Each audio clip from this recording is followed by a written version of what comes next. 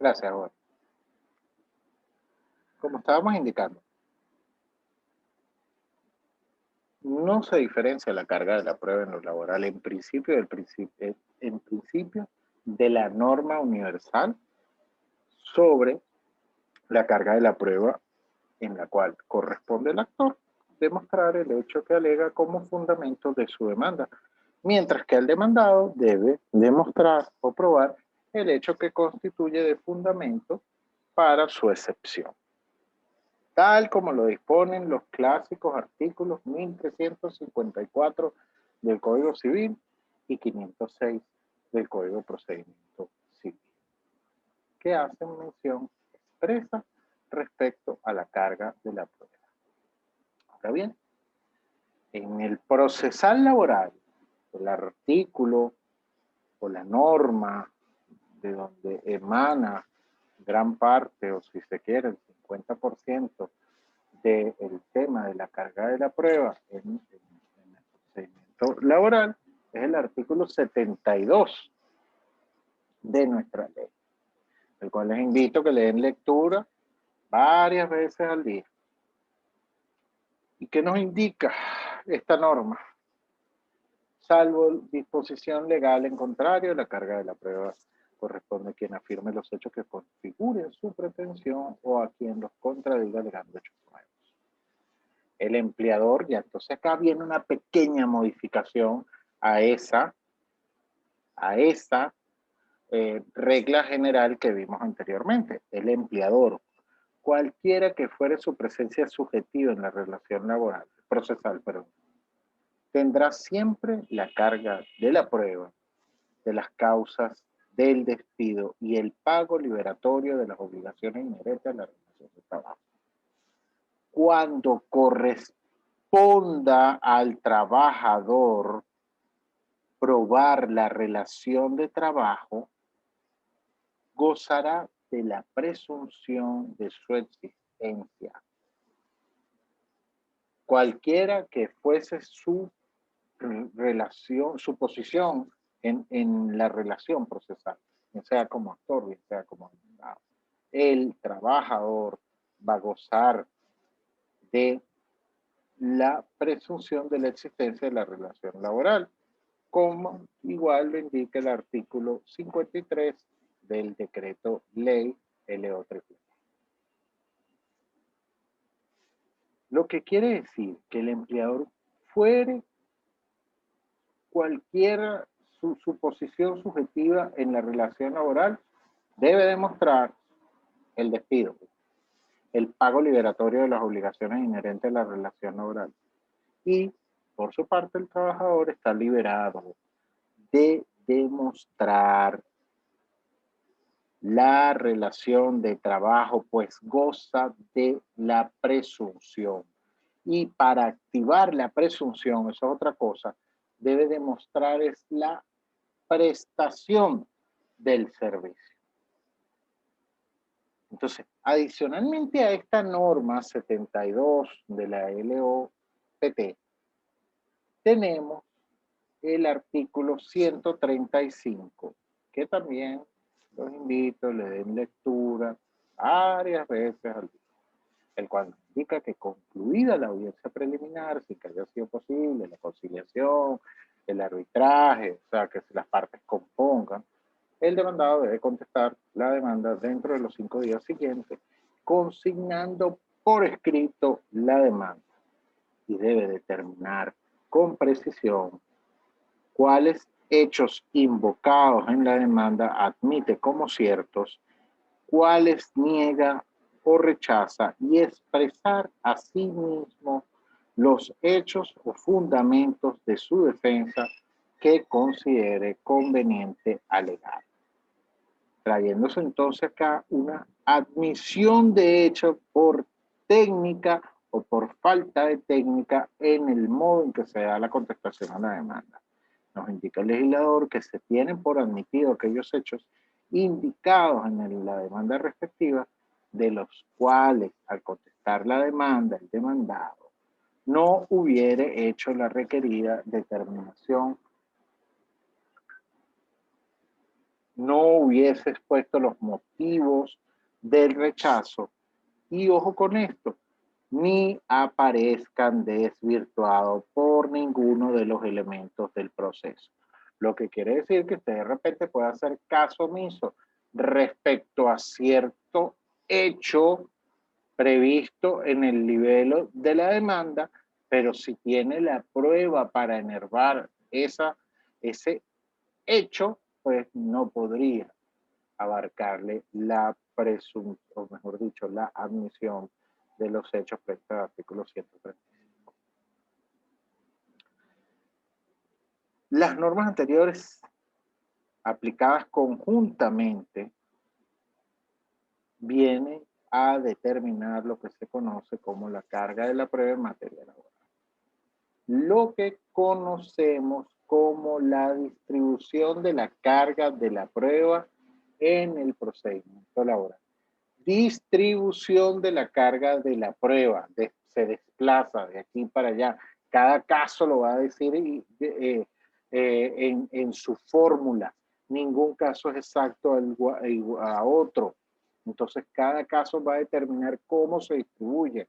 Aquí no se trata de el tema de la carga dinámica de la prueba de que está muy de moda últimamente en Venezuela. No, esto es la distribución de la carga de la prueba. Así tenemos la sentencia 552 del 30 de marzo del año 2006, dictada por la Sala de Casación Social del Tribunal Supremo de Justicia, en la cual nos indica que la contestación de la demanda en materia laboral debe hacerse de forma clara, clara y determinada, estableciendo cuáles de los hechos alegados por el actor se admiten y cuáles se rechazan. Y la parte demandada está obligada a fundamentar el motivo del rechazo o de la admisión de los hechos. Y lo que quiere decir que conforme a la circunstancia como el accionado de contestación a la demanda, se fijará la distribución de la carga de la prueba en el procedimiento laboral. Esta sentencia es la sentencia líder confirmada hasta yo creo que hasta hace poco la volvieron a reiterar. Y bueno, acá les dejo algunas que lo que hacen es reiterar el método, pues, de cómo se debe dar contestación de la demanda en el procedimiento laboral venezolano y cómo esta sentencia ha venido una y otra vez, pues, siendo reiterada, machacada en el tiempo. Lo que quiere decir que el tema de acerca de cómo se distribuye la carga de la prueba en el procedimiento laboral es un asunto medular, pues de acuerdo cómo sea la forma en que el demandado dé contestación a la demanda, se fijarán las reglas sobre la carga de la prueba. Cada caso dará su hipótesis y dependerá muchas veces de la estrategia procesal que adopte el demandado. Entonces, conforme a las afirmaciones de hecho realizadas por las partes, la carga de la prueba en materia laboral se fija de acuerdo, lo indican el artículo 72 y de acuerdo a la forma como la demandada de contestación a la demanda, tal como lo indica el artículo 135 de la Ley Orgánica Procesal del Trabajo. Ahora bien, ¿cómo es esto entonces también respecto a la inversión de la carga de la prueba? Y en materia laboral, hay inversión, hay desplazamiento, hay distribución de la carga de la prueba. Sí. La figura de la inversión de la carga de la prueba es bastante controversial. No es unánime ni en la doctrina ni en la jurisprudencia, ya que la jurisprudencia parece confundirla con el tema de la distribución de la carga de la prueba. Tratadistas de alto calibre como Jordinero Finol han sostenido que la inversión de la carga de la prueba surge como un corrector de normas generales y estáticas de la carga de la prueba. Es decir, esta inversión de la carga de la prueba muchas veces bien lo que es como una alteración a la carga natural, pues que modifica pues o altera los criterios tradicionales respecto a la carga de la prueba. No, en el procedimiento laboral no podemos hablar pues acerca de la inversión de la carga de la prueba. Ciertamente existe una modificación que distribuye, invierte la carga de la prueba, muchísimas cosas al patrono, porque es quien tiene los elementos de prueba históricamente en la relación de trabajo y debe llevar documentos que por obligación legal el legislador le impone que lleve. Entonces, obviamente, ante esta situación, se le señala a él, de acuerdo al artículo 72, que siempre debe demostrar el pago de las obligaciones laborales, por ejemplo, o aquellas derivadas de la relación de trabajo. Muy bien, entremos entonces un poco en materia, ya respecto a lo que son los medios de prueba. En el procedimiento laboral existe libertad de medios probatorios. La Ley Orgánica Procesal del Trabajo, como ya se los acabo de indicar, permite la libertad de medios de prueba y la posibilidad incluso de utilizar medios de prueba que se encuentren en otros textos legales. Y volvemos acá con el punto que les hice hace unos minutos, y que sean conducentes para la demostración de los fundamentos de hechos alegados por las partes. Y que, al efecto, es necesario que manejemos tres normas fundamentales previstas en la Ley Orgánica Procesal del Trabajo. El artículo 69 nos indica que los medios probatorios tienen por finalidad acreditar los hechos expuestos por las partes, producir certeza en el juez respecto a los puntos controvertidos y que los jueces puedan fundamentar su decisión. El artículo 70 de la Ley Orgánica Procesal del Trabajo nos indica que son admisibles el principio de libertad de medio de prueba en juicio aquellos que determina la ley, expresamente la ley orgánica procesal del trabajo, el Código de Procedimiento Civil, el Código Civil y otras leyes de la República, es decir, todas las demás leyes de la República, quedando excluidas expresamente las posiciones juradas y el juramento decisorio dentro de nuestro procedimiento laboral. Las partes, lo que quiere decir que las partes pueden valerse de cualquier medio de prueba que no esté expresamente prohibido por la ley y que se considere conducente a la demostración de sus pretensiones. Estos medios se promoverán y se evacuarán en la forma que preceptúa la Ley Orgánica Procesal del Trabajo, y en lo no previsto por analogía se aplicarán las disposiciones a los medios de prueba semejantes contemplados en otros libros de procedimiento o en otras leyes de procedimiento, como son el Código de Procedimiento Civil, el Código Civil, o en su efecto aquella que determine el juez del trabajo.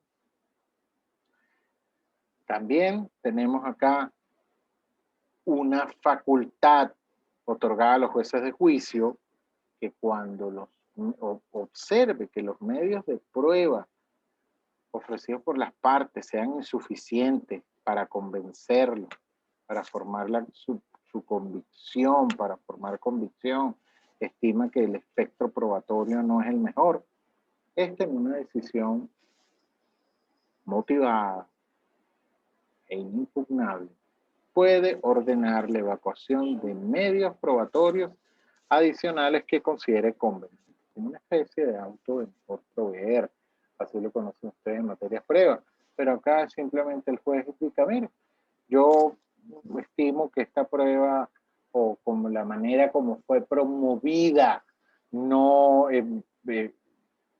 hace una mistura de elementos de prueba, pero sin embargo observo la necesidad de acudir o de demostrar tal hecho. Lo que pasa es que el medio que usted utiliza es inconducente para acceder a la fuente de la prueba, de modo tal pues que yo, mediante un auto motivado con facultades de inquirir la verdad, voy a ir a la fuente de la prueba para demostrar esos hechos controvertidos. Acuérdense que dentro de los principios previstos en la Ley Orgánica Procesal del Trabajo está pues el principio previsto en el artículo 5, en el cual los jueces en el desempeño de sus funciones tendrán por norte sus actos, la verdad, y están obligados a inquirirlo por todos los medios a su alcance. El principio de verdad y certeza, el principio de verdad material, como ustedes lo quieran ver. Ok, los medios de prueba prohibidos previstos en el artículo 70, que no admiten pues la Ley Orgánica Procesal del Trabajo, son las posiciones juradas y el juramento decisorio. La exposición de motivos de la LOP las considera como unos fósiles jurídicos, sin embargo son en fósiles jurídicos para procedimiento laboral sí, pero no para otros procedimientos, ojo con eso. Que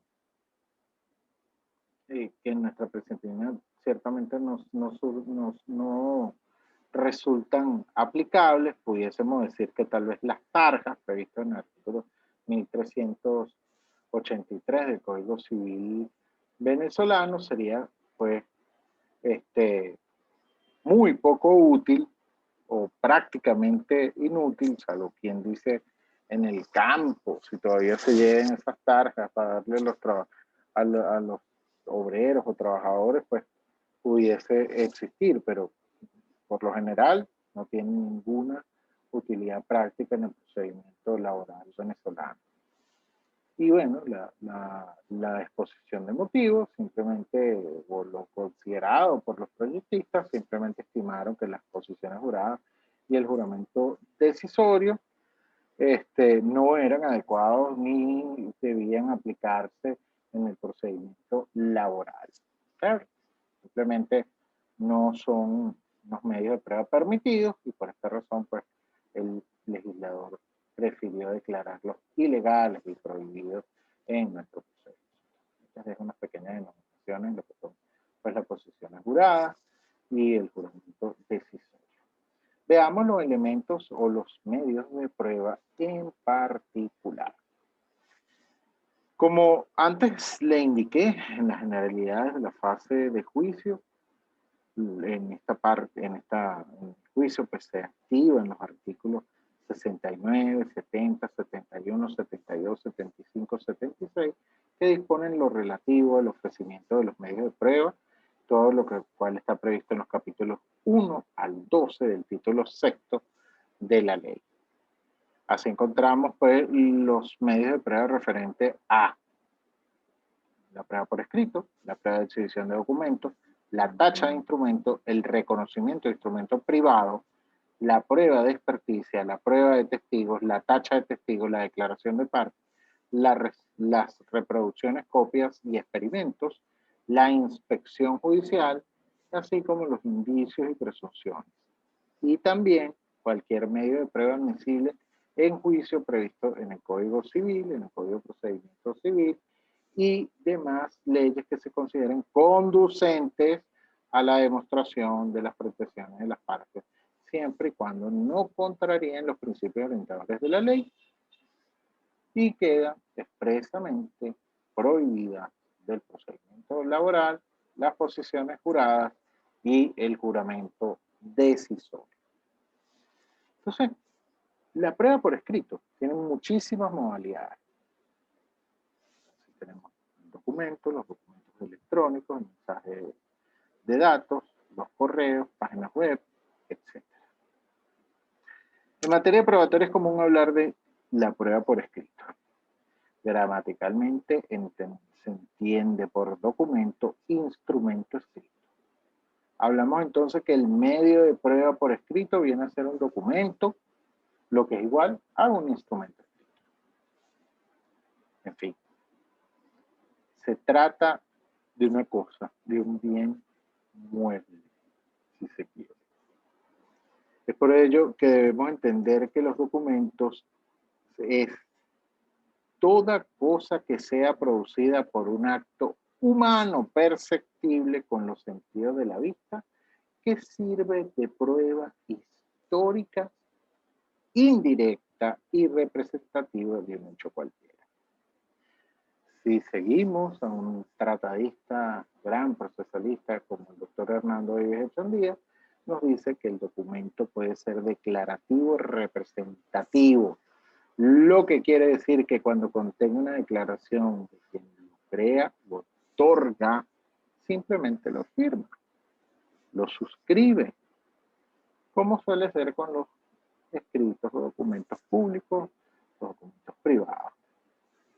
Pero pueden ser representativos y no declarativos, como ocurre en el caso de las fotografías, los cuadros, las imágenes, los planos.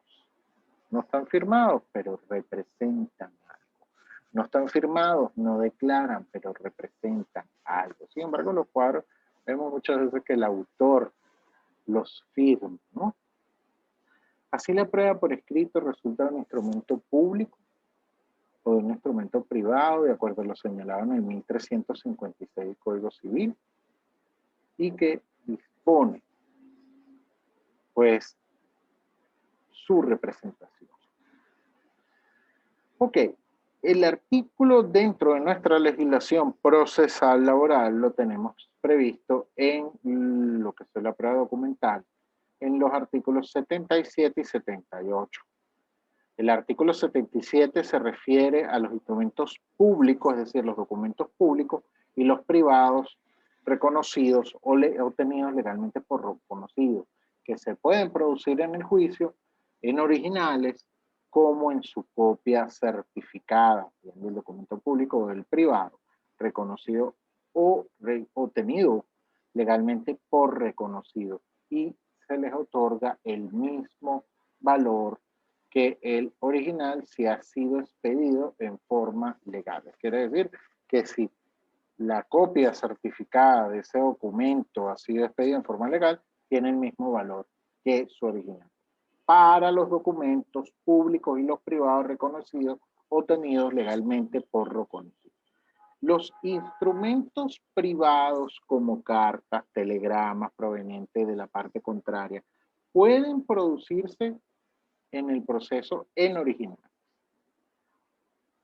Estos instrumentos también pueden producirse en copias o reproducciones fotostáticas o por cualquier medio mecánico claramente inteligible. Pero los mismos carecerán de valor probatorio si la parte contra quien obra los impugnase. Fíjense de esto, la copia de un documento privado simple. Simple quiere decir que no ha tenido un proceso, la intervención de un funcionario público. Entonces acá simplemente la copia, a diferencia del artículo 429, que no vale nada en el proceso civil, aquí sí vale, aquí sí prueba. Aquí sí prueba en el procedimiento laboral. Entonces, si la parte contra quien obra los impugnase y su certeza no pudiese contrastarse con la presentación de los originales o con auxilio de otro medio de prueba que demuestre su existencia, pues entonces en ese caso carecerá de valor probatorio. Espero que me sigan. Documento en general es un objeto que contiene un pensamiento incorporado a él, reproducible a través de la copia certificada. Entonces, de conforme con lo dispuesto en el artículo 1356 del Código Civil, la prueba por escrito resulta, como antes lo acabamos de decir, por un documento público o por un documento privado. Pero, refiriendo a la legislación general, civil, el instrumento público es aquel autorizado con las solemnidades legales por un registrador, juez o notario funcionario que tenga la facultad. Tiene que ser promovido en la primera oportunidad de la audiencia preliminar, bien sea en copia certificada, bien sea en original. Ah, y si esa copia es simple. Buena pregunta, ¿verdad? Si esa copia es simple, a nuestro modo de ver, también tiene el valor, pero puede impugnarse, porque entonces la copia de un documento público simple y es objeto de impugnación. Así el instrumento público, refiriéndonos ahora respecto al instrumento público, hace plena fe entre las partes, así como también respecto a terceros, mientras no sea declarado falso sobre los hechos jurídicos que el funcionario declara haber efectuado, si tiene facultad para haberlo efectuado, o sobre los hechos jurídicos que el funcionario declara haber visto o visto, siempre que esté facultado para hacerlo constar. Y el documento privado, que es aquel no autorizado con las solemnidades legales ante el funcionario, que tiene facultad para darle fe pública, tiene como condición esencial que esté firmado por la parte a quien se le opone. Bajo una mirada tradicional, esta clase de documentos no se valen por sí solos, por lo que requieren que sean reconocidos por la parte a quien se le opone y por tal motivo que sean tenidos legalmente por reconocidos. Y allí pues que se tiene el artículo 1376 del Código Civil, de la legislación civil regular, que se tienen por reconocidos los instrumentos autenticados ante el juez, con la formalidad establecida en el Código de Procedimiento Civil, pues que en su artículo 927 dispone la tendiente pues, a la autenticación de los documentos ante juez o notario. Lo que quiere decir que aquí nos referimos al instrumento privado también por legalmente reconocido, como serían las solemnidades, para que pase a ser tenido por, legalmente por reconocido. Lo que quiere decir que existe un acto posterior a la formación de la actuación realizada por las partes inicialmente, y lo cual es esa actuación posterior, es el reconocimiento judicial que puede darse en 3 ocasiones. Cuando se traiga a juicio por alguna de las partes causante o el causante, conforme a lo dispone el artículo 444 y del Código de Procedimiento Civil y el 1364 del Código Civil. Y en este caso, pues la parte con la cual se lo pone deberá manifestar si lo reconoce o lo niega. Y si no dice nada, ahí se cumple la máxima de que calle otorga, es decir, lo reconoce. 2. Cuando se solicita reconocimiento para preparar la vía ejecutiva, de acuerdo al artículo 631 del Código de Procedimiento Civil, y también cuando por acción principal se solicita el reconocimiento del documento. Todo lo que quiere decir que esa bendita autenticación del documento que nace privado para luego ser un documento privado tenido legalmente por reconocido, tiene un acto posterior, una formación de reconocimiento judicial. Pero eso es en la legislación normal. Ahora veamos un poco cómo en el derecho procesal del trabajo.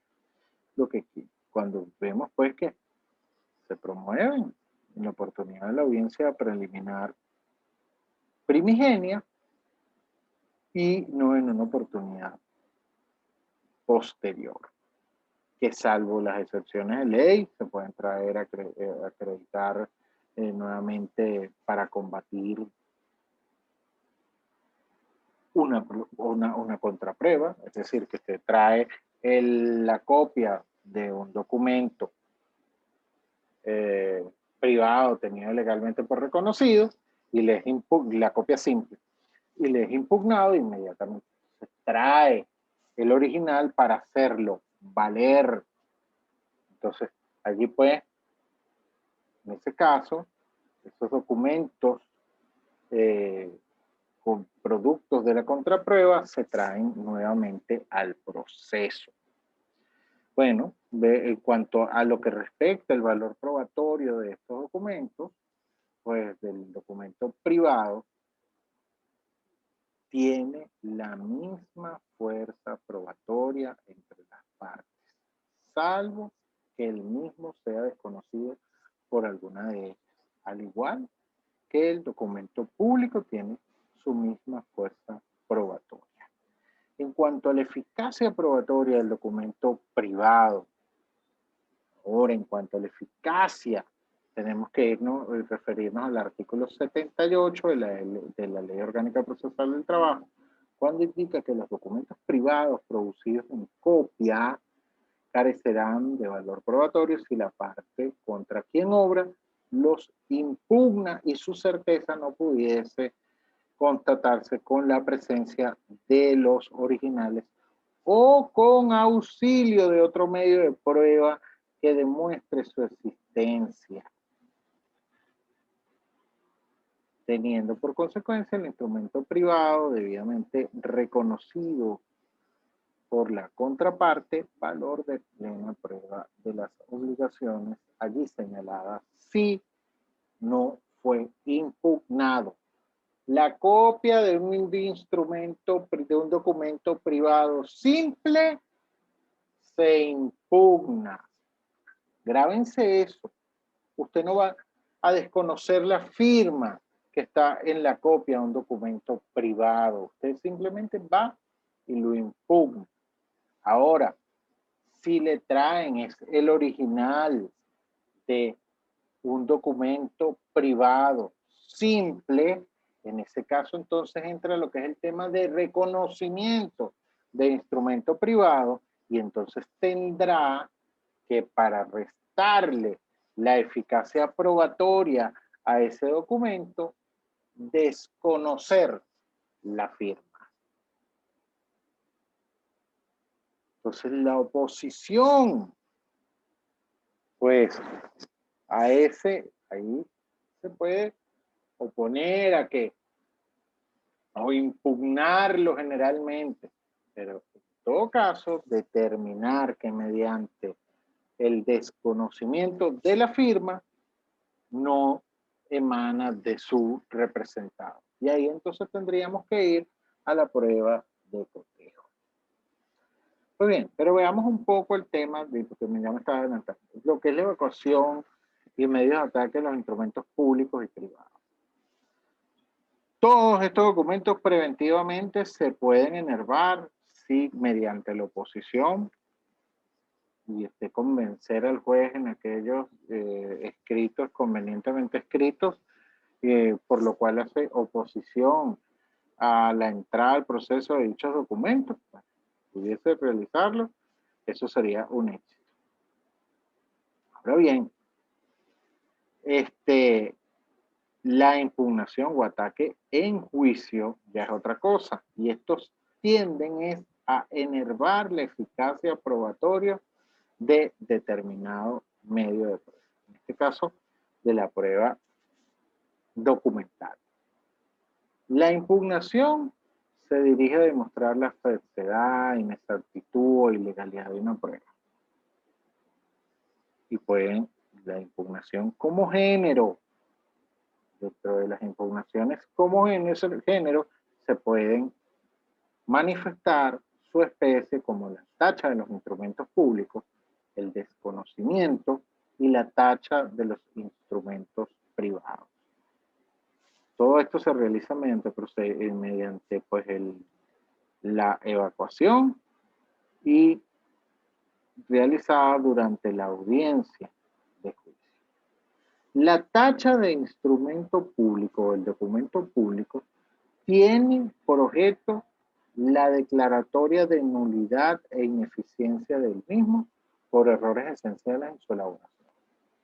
Y están pues previstos dentro del Código Civil como en lo previsto en la Ley Orgánica Procesal del Trabajo. Para el caso de la tacha de los instrumentos privados, se debe proponer conforme al artículo 1381 y, no obstante que la parte contra quien se lo opone puede limitarse a desconocerlos exponiendo los motivos que corresponden. Tiene que indicar determinadamente cuáles son los motivos que son objeto de tacha para los instrumentos privados.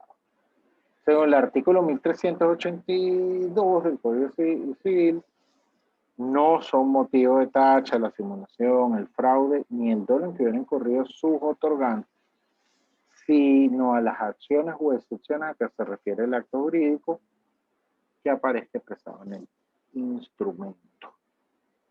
Para que un documento privado tenga eficacia probatoria, debe ser reconocido o tenido legalmente por reconocido en procedimiento instaurado para tal fin.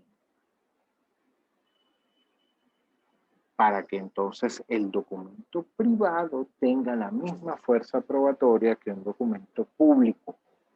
Es decir, a que ese hecho material, esas declaraciones hagan fe